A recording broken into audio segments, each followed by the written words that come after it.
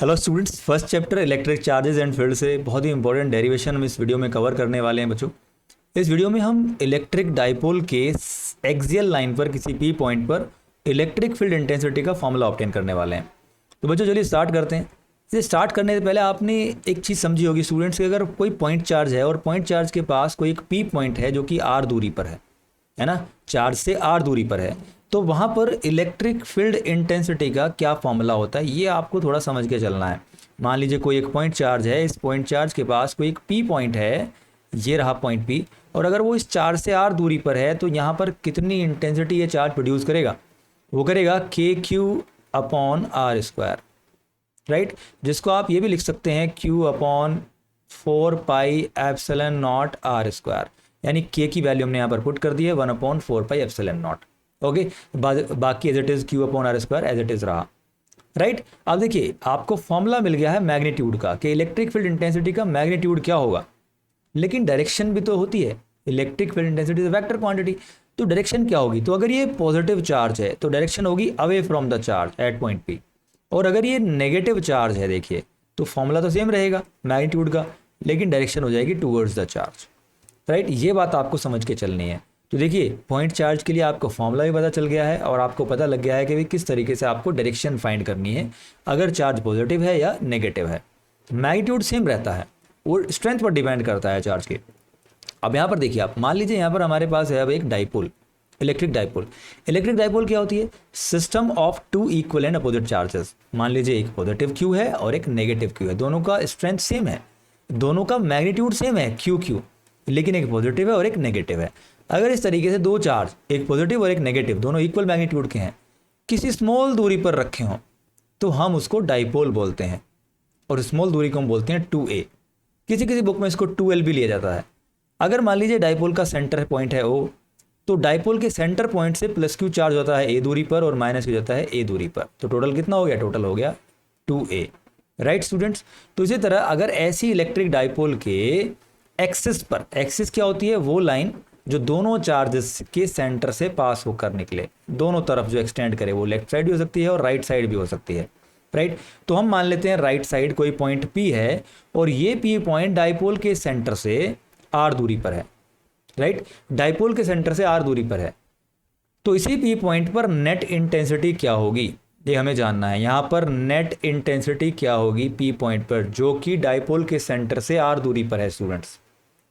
अब देखिए यहाँ पर दोनों चार्जेस, हम ये मान के चलते हैं कि प्लस क्यू और माइनस क्यू, दोनों चार्जेस पी पॉइंट पर इंडिविजुअल अपनी इंटेंसिटी अगर प्रोड्यूस करते हैं, मान लीजिए ए करता है ई प्लस क्यू, है ना, एक चार्ज करता है ई प्लस क्यू, जैसे कि plus Q charge P point पर इंटेंसिटी प्रोड्यूस कर रहा है ई प्लस क्यू। मान लीजिए जो प्लस क्यू चार्ज रखा है ए पॉइंट पर और माइनस क्यू रखा है बी पॉइंट पर। ओके, तो सिमिलरली माइनस क्यू क्या प्रोड्यूस करेगा? माइनस क्यू प्रोड्यूस करेगा ई माइनस क्यू, यानी intensity due to minus q, और ये होगी टूवर्ड्स द चार्ज। हमने भी समझा था कि प्लस क्यू में अवे फ्रॉम द चार्ज होती है और माइनस क्यू में टूवर्ड्स द चार्ज। अब देखिए एक पॉइंट पर दो इंटेंसिटीज प्रोड्यूस हो नहीं सकती हैं, तो इसका मतलब जो भी होगी नेट होगी और इन दोनों का वेक्टर सम होगी। तो यहाँ पर नेट इंटेंसिटी होगी, अगर हमने इसको बोला ई, तो इन दोनों का वेक्टर सम होगी। अब ये जो डायरेक्शन आएगी वो ई माइनस क्यू की डायरेक्शन में क्यों आ रही है? क्योंकि minus Q charge P point के क्लोज है, तो minus Q charge P point पर ज़्यादा इंटेंसिटी प्रोड्यूस करेगा। ज़्यादा मतलब उसकी स्ट्रेंथ ज़्यादा होगी, ई माइनस क्यू की स्ट्रेंथ ज़्यादा होगी as compared to E plus q. अगर यहाँ पर प्लस क्यू पी के क्लोज होता, यानी आपने माइनस क्यू यहाँ पर लेफ्ट में लिया होता और प्लस क्यू राइट में लिया होता, तो यहाँ पर ई प्लस क्यू ज़्यादा हो जाता और ई माइनस क्यू कम हो जाता, तो फिर इंटेंसिटी ई प्लस क्यू की डायरेक्शन में आती। तो खैर यहाँ पर आपको यही समझना है कि इंटेंसिटी ई माइनस क्यू की डायरेक्शन में आएगी या फिर ई प्लस क्यू की डायरेक्शन में आएगी, ये डिपेंड करेगा कि कौन सा चार्ज पी पॉइंट के क्लोजर है, क्लोज रखा है, राइट। तो यहां पर नेट इंटेंसिटी क्या होगी स्टूडेंट्स? अब वो होगी ई माइनस क्यू और ई प्लस क्यू का वेक्टर सम, यानी ई माइनस क्यू से आप ई प्लस क्यू को सब्ट्रैक्ट कर दीजिए,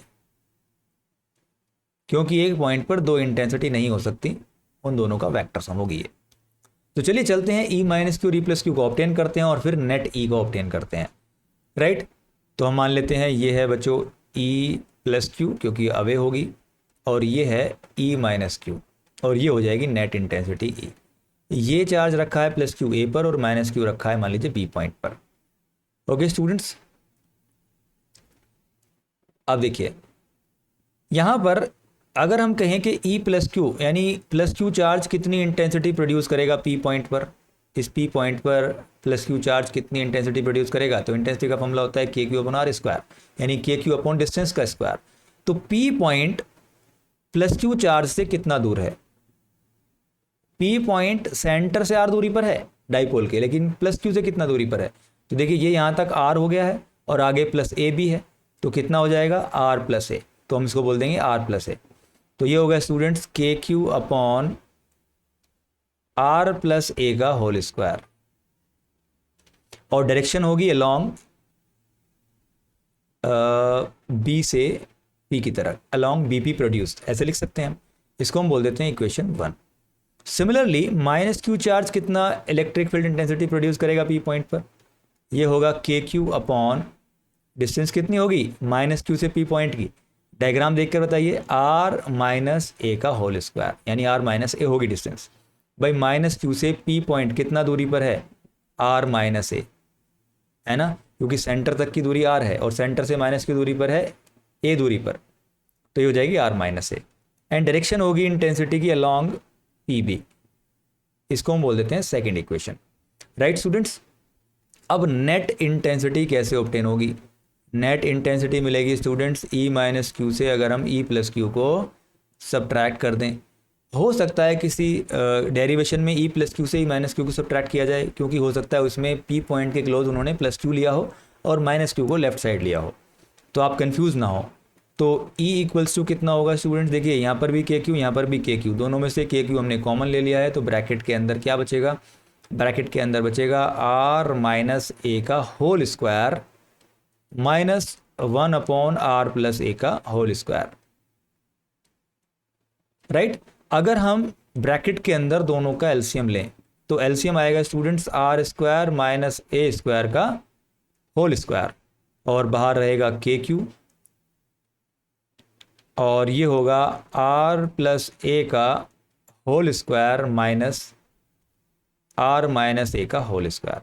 अगर हम इनका एक्सपेंशन करें, आर प्लस ए का होल स्क्वायर और आर माइनस ए का होल स्क्वायर का एक्सपेंशन करें, सो इट विल बी, ये होगा के क्यू और ब्रैकेट के अंदर आएगा r square plus a square plus 2AR minus r square plus a square minus 2AR, bracket close, और अपॉन में एलसीएम जो हमने लिया था r square minus a square का होल स्क्वायर।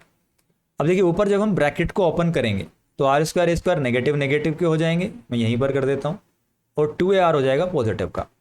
उसके बाद आर स्क्वायर से r square cancel, a square से ए स्क्वायर कैंसिल, क्योंकि एक पॉजिटिव का और एक नेगेटिव का है। सो वैल्यू आएगी स्टूडेंट्स के क्यू और ब्रैकेट में होगा 4AR upon r square minus a square का होल स्क्वायर। अब देखिए 4AR को हम ब्रेक कर सकते हैं, 2A इंटू 2R कर सकते हैं, लिख सकते हैं ना, k q 2A into 2R upon r square minus a square का होल स्क्वायर। अब यहाँ से देखिए के की वैल्यू पुट कर देता हूँ, के की वैल्यू होती है 1/4 pi epsilon not, 1/4 pi epsilon not. ऊपर हो गया है के क्यू 2A इंटू 2R और अपॉन में है r square minus a square का होल स्क्वायर। अब यहाँ पर देखिए Q2A ये हो जाएगा डाइपोल मोमेंट, हम जानते हैं P इक्वल्स टू क्या होता है, 2QA होता है, तो 2QA ये हो गया है dipole moment, electric dipole moment. So it will be P2R upon 4 pi epsilon naught r square minus a square का होल स्क्वायर। राइट, सो ये आपको मिल गया है एक फॉर्मूला इलेक्ट्रिक फील्ड इंटेंसिटी का पी पॉइंट पर, जो कि पॉइंट डाइपोल के सेंटर से आर दूरी पर है। ए है यहाँ पर डाइपोल का हाफ, यानी जो डाइपोल में दोनों चार्जेस उनके बीच की दूरी होती है 2A, तो 2A का हाफ है ए नीचे। राइट, अब देखिए अगर यहाँ पर हम ये मान लें कि if r is very very greater than a, यानी जो पी पॉइंट की दूरी है सेंटर से वो आर, वो ए के कंपेरिजन में, इस ए दूरी के कंपेरिजन में जो कि AO है या फिर OB है, इसके कंपेरिजन में बहुत ज़्यादा है, तो एक फॉर्मूला मॉडिफाई हो जाएगा।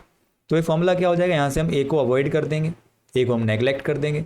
सो it will be E equals to क्या हो जाएगा स्टूडेंट्स, ये हो जाएगा 2 PR अपॉन 4πε0 R² का होल स्क्वायर, क्योंकि A² तो हमने अवॉइड कर दिया है, नेगलेक्ट कर दिया है, तो यानी यहाँ पर R की पावर हो जाएगी 4, R² का होल स्क्वायर यानी 4, तो मैं यहीं पर 4 कर देता हूँ। और फिर यहाँ से ये 4 कैंसिल होकर ये आ जाएगा 3, यानी पावर हो जाएगी 3। So it will be E equals to 2p upon 4πε0 R³। So finally ये फॉर्मूला हमें ऑब्टेन होता है, राइट, अगर if R is very very greater than A, right. अब यहां पर क्लियरली आपको दिख रहा है, क्लियरली आपको ये दिखा स्टूडेंट्स के इलेक्ट्रिक फील्ड जो है वो इन्वर्सली प्रोपोर्शनल है cube of the distance of that point where we are going to obtain the value of electric field intensity. Single charge के लिए E था, E is directly proportional to the 1/r², या फिर कह सकते हैं कि inversely proportional to the square of distance, और यहाँ पर है inversely proportional to the cube of distance. तो डाइपोल के लिए अलग होता है और पॉइंट चार्ज के लिए, सिंगल के लिए अलग होता है। अगर हम डायरेक्शन की बात करें स्टूडेंट्स, अगर हम डायरेक्शन की बात करें, डायरेक्शन देखिए P पॉइंट पर किधर आया है, लेफ्ट की तरफ। अगर आपने यहाँ पर P पॉइंट के लोज -q लिया है तो डायरेक्शन आई है लेफ्ट की तरफ। अगर आपने इसको +q लिया होता, इधर -q लिया होता, तो डायरेक्शन आती डायरेक्शन आती राइट की तरफ। ओके, तो खैर यहाँ पर आइए लेफ्ट की तरफ, और आप ध्यान से देखें कि इलेक्ट्रिक डाइपोल मोमेंट की डायरेक्शन भी लेफ्ट की तरफ है, क्योंकि इलेक्ट्रिक डाइपोल मोमेंट की डायरेक्शन होती है नेगेटिव चार्ज से पॉजिटिव चार्ज की तरफ, है ना। इधर आ गई स्टूडेंट्स, तो आप कह सकते हैं कि भाई जो इलेक्ट्रिक फील्ड इंटेंसिटी की डायरेक्शन है एक्सिस पर, वो सेम होती है जो डायरेक्शन होती है इलेक्ट्रिक डाइपोल मोमेंट की। तो आप किसी भी केस के लिए देख लीजिएगा एक्सिस पर, चाहे आपने +q लेफ्ट में लिया हो, चाहे राइट में लिया हो, चाहे आपने पॉइंट राइट में लिया हो डाइपोल की, या लेफ्ट में लिया हो, इलेक्ट्रिक फील्ड इंटेंसिटी की डायरेक्शन वही होगी जो इलेक्ट्रिक डाइपोल मोमेंट की होगी। तो आप लिख सकते हैं, डायरेक्शन की बात अगर आप करें तो direction of electric field intensity will be, axis के केस में होगी ये on axial line, will be same as that of electric dipole moment, electric dipole moment, और उसको हम डिनोट करते हैं P से। तो जो डायरेक्शन P की है वही डायरेक्शन E की होगी। तो हम वेक्टर फॉर्म में भी इसको इस तरीके से लिख सकते हैं, vector E equals to 2 vector P upon 4πε0 R³। आप इसको इस तरीके से भी लिख सकते हैं स्टूडेंट्स। तो इस वीडियो में सिर्फ इतना ही, मिलेंगे नेक्स्ट वीडियो में नेक्स्ट इंपॉर्टेंट डेरिवेशंस और क्वेश्चंस के साथ। Thanks for watching, stay blessed.